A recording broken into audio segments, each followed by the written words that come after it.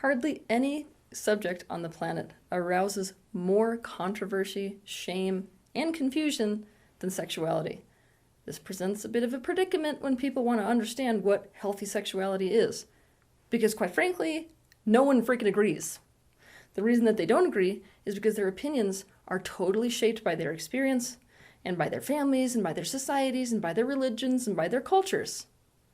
So, what the hell are we supposed to do if what we want to do is to have healthy sex and a healthy sexuality?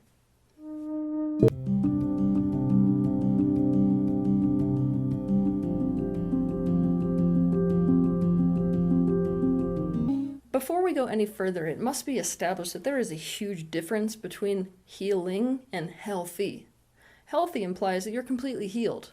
Healthy implies that the way that your sexuality is, and that your sex as an act itself, is a reflection of your perfectly integrated self in your state of utmost human potential. If we want to practice healthy sexuality, we've got to let go of the idea of healthy. The reason we have to let go of it is because we're skipping the steps necessary to even get to healthy sexuality by doing this. Also, we will not find out what true healthy sexuality is for us specifically if we approach it from the outside in instead of the inside out. The outside-in approach, which is what we so commonly do, is to decide upon what healthy sex should look like, and then we hold that over our heads like this bar that's invisible that we have to reach. This is not the way to go about it. The way to go about it is from the inside out. The inside out approach is that we keep taking steps in the direction of what feels more healing and more healing until we eventually arrive at whatever healthy sexuality looks like for us as unique individuals. It's the difference between having some destination in mind and then heading there, and going on this journey in the direction of what's more healing and more healing to arrive ultimately at a destination. We need to commit to healing sexuality, not healthy sexuality. On an energetic level, during healing sex, what happens is that energy is sped up within the body. There's alignment that is being experienced between your physical embodiment and your non-physical embodiment. This allows all your chakras and meridians to open so that energy is flowing freely, and you're coming into a state of integration between your physical embodiment and non-physical embodiment, as well as coming into alignment and integration with another person. Life on Earth, creation itself, is the byproduct of sexual energy. Sexual energy and conception/creation go hand in hand, and so you can see that sex and orgasm has an element of extreme creative force to it. The question is, what are you conceiving or creating? What does this mean for those of you who are practicing the art of manifestation? It means that sexual focus is one of the most powerful tools for manifestation that you can possibly imagine. To understand more about this, watch my video on YouTube titled, How to Use an Orgasm to Manifest. What you focus on, especially on a feeling-based level, is what you're trying to conceive and manifest into your reality. In the minute of orgasm, that energy is accumulated and then is sent out in a massive burst, and we can actually use that outburst, that supernova of creative energy, to lend to whatever it is we're trying to create. Now, even the most basic people on the planet, the people who aren't really into self-awareness, the people who have no idea about all this energetic component to life, have a subconscious understanding of the creative energy behind sexuality. And this is the reason they have fetishes. People have fetishes because there is an undeniable link between desire and sex. The reality, though, is that most people don't have conscious awareness of what their actual desires are. They feel a desire towards something or somebody, but they don't really have conscious understanding as to why they have that particular desire. This is what's going on behind all fetishes. The secret behind all fetishes is that behind each one of them is something that the person wants to experience, usually an emotional state that they feel utterly deprived of and desperate to experience, i.e. create. But that person believes they can't create it directly. So people's fetishes suggest what they need in order to heal. They suggest what is healing for someone. Healing happens in a progression. It's obvious that somebody who's really, really angry is not in a perfect state of what we would call health because they're not in a space of joy, they're not in a space of internal peace. It's obvious. But if somebody's in powerlessness, getting angry is absolutely necessary for their healing progression. In fact, they can't get to a state of joy and internal peace without first being able to feel that anger. Without fail, the people who want to talk to me about what healthy sex is have questions primarily around the concept of power play in sex, things like domination and submission. So, for the context of this video, so you understand what I mean by healthy sexuality, I'm going to be using this example of domination with sex often. So let's take a look at domination sex, shall we? With domination sex, what one person actually needs in order to heal because they felt powerless is to be able to be in the controlling power position during the sexual interaction.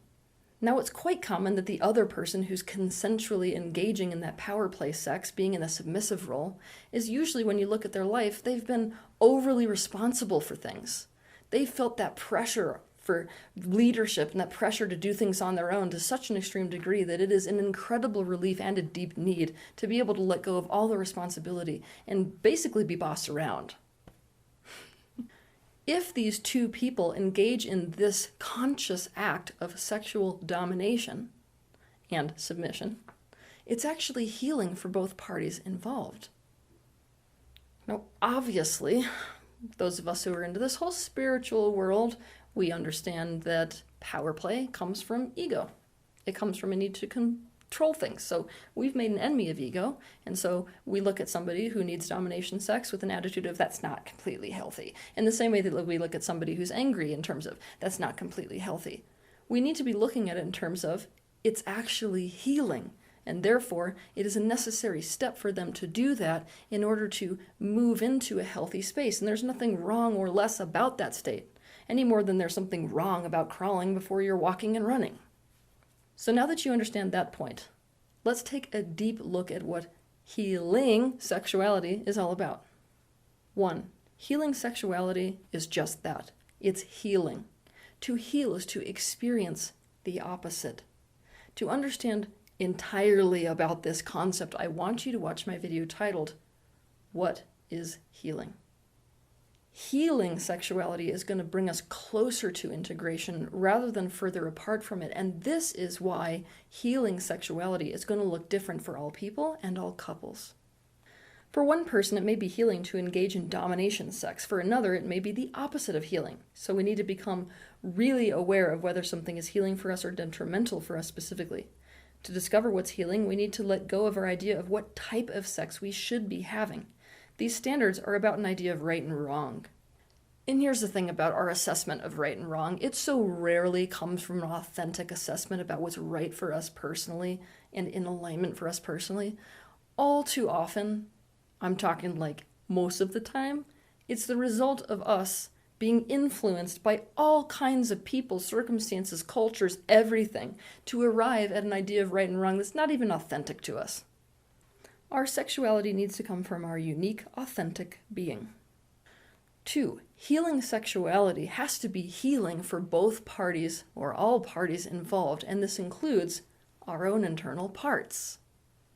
For those of you that didn't translate that correctly, it means that healing sexuality is consensual. Many of the fetishes that don't involve consensual sex have nothing to do with sex at all. What they have to do with is something different. Here's an example. Necrophilia is not really about having sex with dead people. It's about having there be no option for rejection in any way. It's about being completely and totally received. So for this person, healing means finding situations where they can be completely received with no possibility of rejection.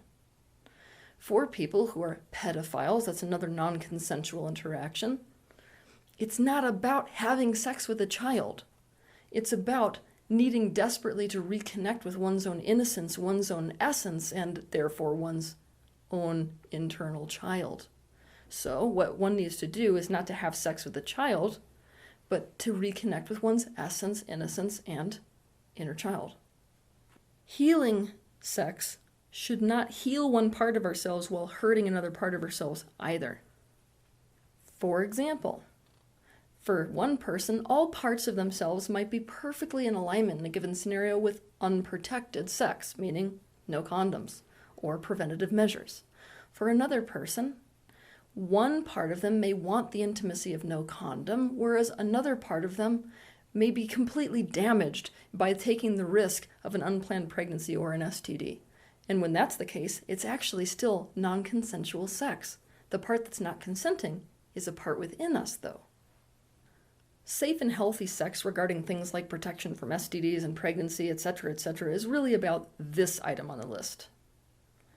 3, we must accept that we are sexual beings. This is natural to us. We can't keep denying this. And sex involves far more than just the act of sex itself. Healing sexuality means embracing and enjoying your sexuality throughout the course of your lives. And it's an important part of your emotional, mental, physical health. So to heal your sexuality, you must face the aspects within you that resist and oppose sexuality, as well as the traumas that created that resistance.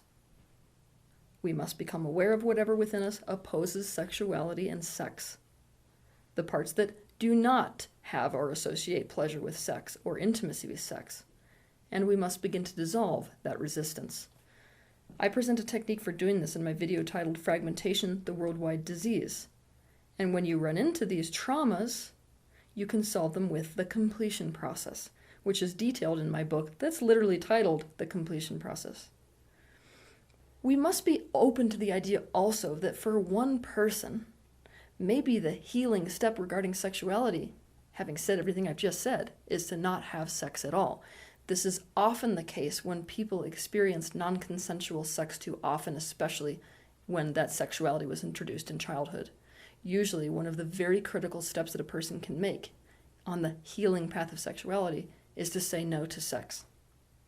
That being said, it's part of the healing. If we spend our life saying no to sex and no to sexuality, we're not actually healing, are we? We're staying stuck. 4, we must accept that there is no contradiction between sexuality and spirituality, sexuality and morality, sexuality and goodness. So much about what messes us up around sex is this concept of shame. And I gotta be honest, spirituality is a real culprit for this idea. We have this idea that sexuality, which is related to physicality and carnal lust and urges, is somehow not okay. And it's really time for this to end. This idea that we need to transcend our humanity, transcend our physicality, and use spirituality to escape all things that make us human. That means part of healing sexuality is to realize that embracing sexuality and sex should be part of our spiritual path. 5, experimentation. For most people, the path of healing sex and sexuality isn't just about finding the parts in you that are opposing sexuality and dealing with those. It's also about breaking out of the confines of your limitations regarding sexuality and sexual experiences. We need to experiment in a way that feels safe to us, which is in alignment with our best interests. We need to research and try new things as well as put energy into discovering what sexual pleasure is for us specifically. Here's the thing, you don't necessarily have to try every single food that's available on the planet, but you can't really consider yourself in a healthy space relative to food if all you have ever eaten is one type of food on the planet. 6, we need to be having sex with people from a space of love. Now, hold the phone, because I know that when I just said that statement, the image you had in your head was the lovemaking scenes you see in a Hallmark movie. That is not what I'm saying.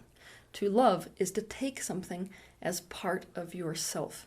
When you do that, their best interests become part of your best interests. And this is where healing sexuality can really take place.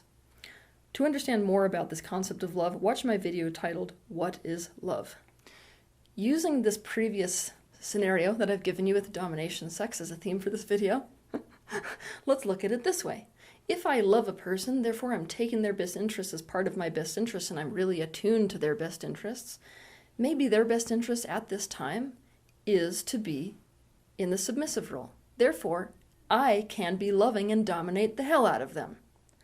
But if I'm tuned into somebody else, I'm really attuned to where they are and their best interests are, and it's obvious without my projection that that person would not be in an in alignment state, it would not be healing for them to be in a submissive role, I do not get to dominate that person. We must be attuned enough to feel and see and hear and understand the other person's best interests instead of project our ideas of what their best interests should be onto them, which, believe me, is about our own prerogative. 7, we have to allow sexuality and the way that we engage in sex to mutate and to flow and to evolve over the course of our lives and our relationships. Our sex that we're engaging in is going to be completely different when we first meet someone versus on our 10-year anniversary.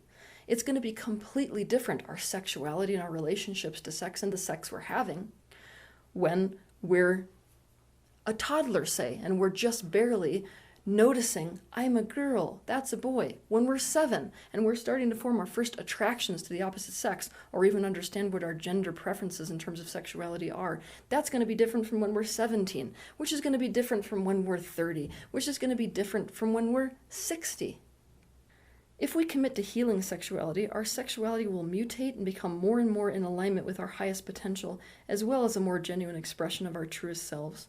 Our sexuality will become more and more integrated. Healing sexuality is a flowing and flexible process and practice, not a rigid one. Sexual energy is creative energy, therefore sexuality and sex is a creative process.